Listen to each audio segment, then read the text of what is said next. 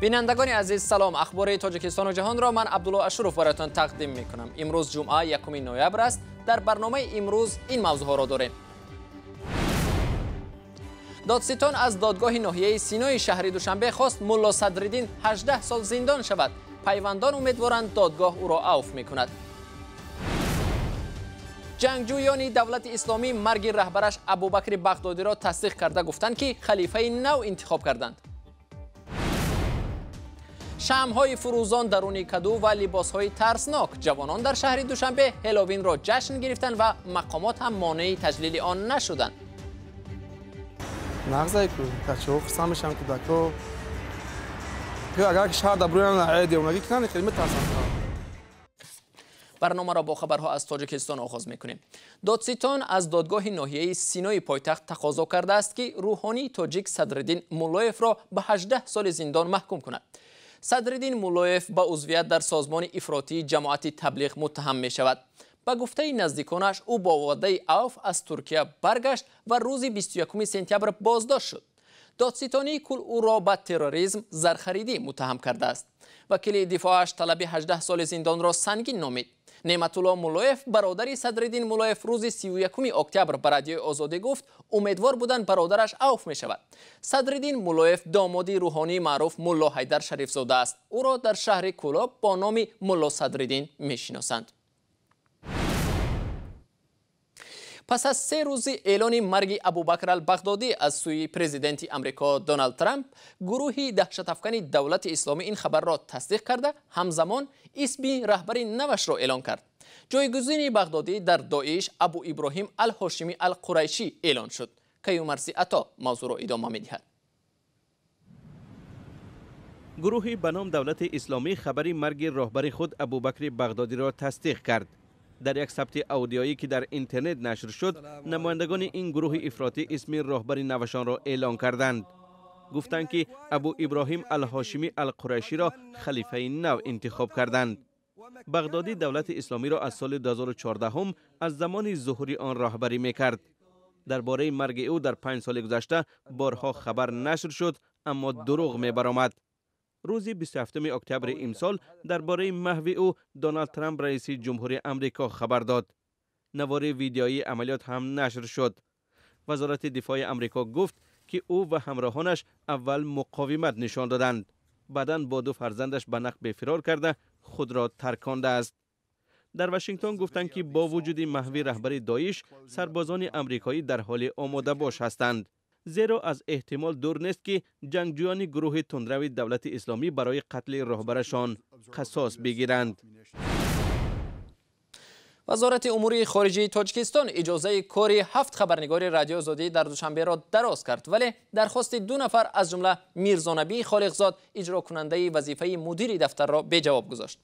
برعکس سالهای پیش وزارت اکریدیتاسیا یا اجازه کار خبرنگاران رادیو آزادی برای مهلت کوتاه‌تر داده است. مهلت اکریدیتاسیای 9 خبرنگار رادیو آزادی روز 1 نوامبر به پایان می رسید. وزارت امور خارجه درباره قرارش هیچ شرح نداده است. جیمی فلای مدیر کلی رادیو آزادی روز 31 اکتبر گفت که قرار وزارت امور خارجه درباره تمدید اجازه کار فقط گروهی از خبرنگاران مانع گذاری در راه فعالیت دفتر رادیو آزادی در داخل تاجیکستان است.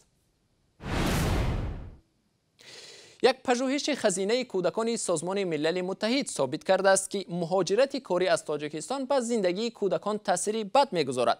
بعضی از کودکان از جمله سند گرفتن نمی‌توانند که به مکتب و یا شفاخانه بروند.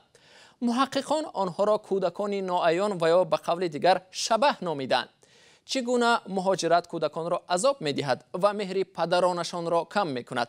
شادمانی یتیم و زرنگیزی نوروزشاه گزارش می‌دهند. این تصویر رمزی یک کودک نوعیان است، نورسی که یگان سندی رسمی هویت ندارد. تصویر کودک نوعیان در نشست درباره پیامدهای مهاجرت در دوشنبه به نمایش گذاشته شد. ما کوشش نمودیم نشون دهیم که با این یک پیام یک اینستالیسیون خیلی که میگویند نشون دهیم که کودکانی که ندارند شهروندی، کودکانی که ندارند حجت‌های خود یا کودکانی که با آنها نگاه کرده نمیشد، آنها کودکانی نوآیان، یعنی آنها رو سیستم آنها رو آدمان نمیبینند و آنها عذاب میکشند. به شهروندی یا به شهادتنامه تولد ماندنی کودکان در برخی از خانواده‌های تاجیکستان یکی از پیامدهای مهاجرت طولانی والدان است.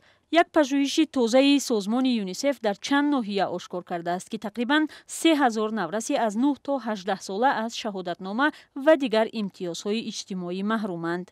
یا پدر یا مادر بیرون از دولت است. کودکان نمیتوانند حجت‌های لازمی دسترسی به معارف، دسترسی به سلامتی آنها را ندارند. آنها عذاب میکشند. در بعضی موارد نداشتن سند سبب می شود کودکان از مکتب دور مانند. دلنازه ظهوریدین یکی از نورسان است که تا 16 سالگی شهادتنامه تولد نداشت. اینجا در همه چی در کاره. در همه حالت در کاره، در شوهر کردنم، در خوندنم، در همه چی در کاره. به خاطر رسیدگی به مشکل اطفالی که ماها از دیدار پدر یا مادر محرومند، بنیاد اطفال سازمان ملل متحد یا یونیسف یکجا با مقامات تاجیکستان لایحه حفظ کودکان زیر تأثیر مهاجرت قرار داشته را راه اندازی کرده است. اخیراً در دایره این لایحه به 2000 نورسی از 9 تا 18 ساله شهادتنامه تولد داده شد. مهاجران سالهای اخیر هرچی بیشتر عائله‌هایشان را به روسیه میبرند، اما کودکان زیادی هستند که در تاجیکستان در تربیت بابا و بیبی و وایا میرسند. تحلیلگران میگویند تأثیر مهاجرت به کودکان تنها مانده بسیار بد است. دوزنگی سال تا سال زیاد شده خصوصیت بین المللی میگیرد. یک زن در اینجا دومش در آنجا. با زن دوم در آنجا وقت زیادی خود را با شرایطی بهتر میگذراند، ولی به اینجا در یک سال یک یا دو مرتبه می آید و به کودکان کم و بیش پول صرف می کند. از همه مهم این است که پژوهش ما نشان داد به زنی که در روسیه گرفته است توجه خاصه می دهد. حتی کودکانی را که از زن دوم فرزند خوان کرده است نسبت فرزندان خودش توجه جدی می دهد.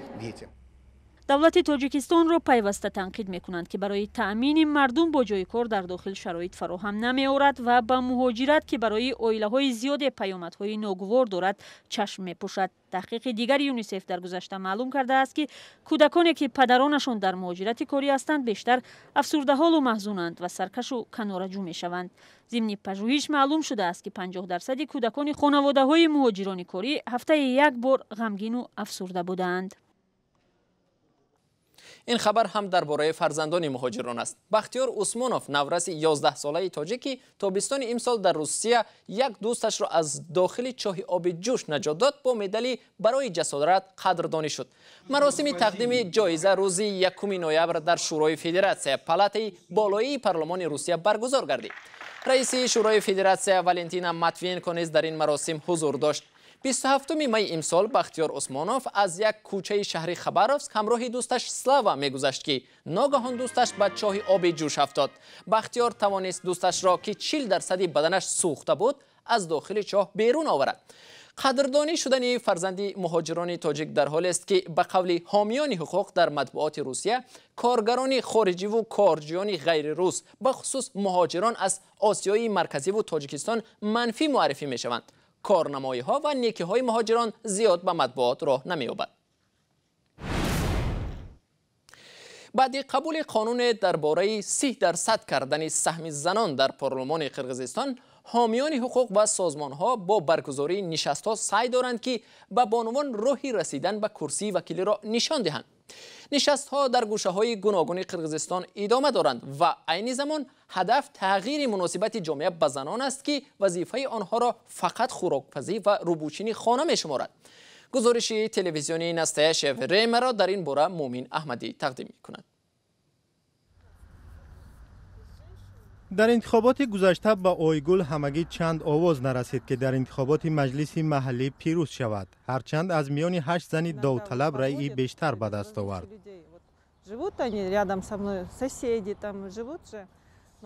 بتفاوتی به ناکامی می آورد. همسایه های گرد و اطراف به انتخابات بتفاوت هستند. میگویند تو نامزد شدی به ما چی؟ یا میگویند روز انتخابات وقت ندارند. آدمان بتفاوت هستند و نمیدانند که در انتخابات آینده آنها حل می شود. آیگل زمانی در فکر وکیل مجلس شدن افتاد که مادر شد. دید که در دههشان برای کودکان شرایط نیست، آب و برق درست ندارند. ارزی مردم را به گوش منصبداران رسانیدن نتوانست. اکنون این زن فعال تلاش دارد مناسبت منصبداران را به مردم عوض کند. بیشتر من یک شخصی باز و آشکار نبودم. در نزد مردم سخن گفتن نمیتوانستم. شاید بنابر خصلت‌های ملی ما قرغیزها که زنان دایم در مقام دوم هستند.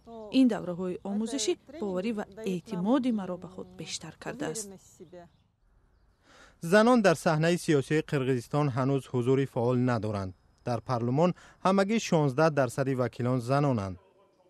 کارشناسان میگویند هنگام پیشبری نامزدها زنان را از روی خط بیرون میکنند و جامعه هنوز عادت ندارد به زنان آواز دهد. مانع اساسی در راه استفاده توانایی زنان فعال این تصورات شخص شده در مورد زنان است. برای از بین بردن تصورات شخص شده 1-2 سال کفایه نیست. میگویند که برای دیگر کردن تصورات شخص شده 1 نسل ضرور است. اما اگر ما کار را حال آغاز نکنیم گمان است که نسل این بعد تغییر یابد. اختصاص 30% کرسی های پارلمان برای زنان در قرغیزستان بهانه خوبی برای از خود درک دادن بانوان است.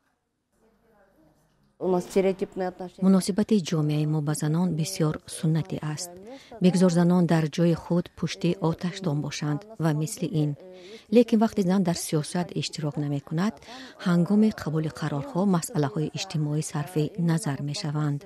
مثلا مسئله نارسایی باغچه های کودکان. طرح بیشتر کردن کرسی های پارلمان برای زنان به همه پسند نیست. مردان یکی از دهه های قرغیزستان حتی به پرزیدنت عرض کردند که آنها نمی توانند از حساب زنان نامزدهای لایق به وکیلی را پیدا کنند. من یک گروه مردان را میدانم که از منفعت زنان حمایت میکنند. آنها نه تنها جانبدار کوته 30% بلکه 50-50 هستند، یعنی برابر با مردان. 50-50. عین زمان در تمام قرغیزستان واخوری ها با زنان فعال دایر می شود. تشکیل کنندگان دوره های آموزشی امید ندارند که هر یکی از شرکت داران یک کرسی پارلمان را صاحب می شود. اما باور دارند که اکثریتشان در حمایت از حقوق خود فعالتر خواهند بود. جشن هالووین در شهر دوشنبه نظر به سالهای پیشین دیده با شکوه‌تر تجلیل شد. جوانان در کلوب و مرکزهای دلخوشی هالووین را جشن گرفتند. این در حالی است که سالهای گذشته مقامات مانع تجلیل آن شده میگفتند. هالووین برای تاجیکان بیگانه است و جوانان نباید آن را جشن گیرند. گزارشی تهمینه حکیمووا و افسانه اکابرشایووا از جشن هالووین در شهر دوشنبه. تخمینه برای آن که چشم اژدها را بیافرد وقت زیاد صرف کرده است. برای این در سبقت آفرینش سیماهای هالووین مقام دوم را گرفت. این از شیرش و این هم از رنگ نیلابی گریم است. پایینش از پوست صنعی است. جوانان تاجیک در گوشه و کنار شهر دوشنبه هالووین را تجلیل کردند. از همزکی‌های آنها تمثال‌های عجیب و دیدنی آفریدند. من 1 ساعت اندیشیدم با کدام چهره باشم، جوکر، وامپیر یا چیز دیگر. در آخر به جشن آمدم و اینجا مرا بیاراستند. متوی با دوستانش هر چند وقت محفل‌ها برگزار می‌کند. او میگوید برخی این عید را جشن شیطان مینامند و آن را خوش ندارند. именно هالووین менталитети тоҷикои худмон уқа эҳсос принимат намекунанд у неким ай солҳои пештара ҳоҷи хеле асосар шудага. با من چون به یک چیزی غیر عادی می نگرند. اکثر چیزی نمی گویند به جز بعضی بی‌ادب ها ای فریاد می زنند. در تاجیکستان جشن هالووین جانبدار و مخالف دارد. مخالفانش بر اینند که این جشن ملی نیست و آن را نشاید تجلیل کرد. جانبدارانش ضد ممنوع کردن هر گونه بهانه شادی و سورند. در تاجیکستان ما جشن گیرم من پروتیف نیستم. مقصد ملی نیست باروی. خواهی ایروی بدون نفهمی ایروی خود نشونتی اگر پشت سر کنی اگرم چه معنی نداره. چرا معنی ندارد بفرش ما؟ آخه وای چیه میگن چون آید آدم ترسانده ممکن اگرم کس ترس وای اگرم هیچ با فکری ما وای دمو توری نیسته. بیننده ارجمند تشکر از شما که تا این لحظه با ما بودید. برنامه ما اینجا با پایان میرسد. روزهای استراحتی خوبی داشته باشید. تا ملاقات بعدی خدا نگهداری هر یکی شما باشد.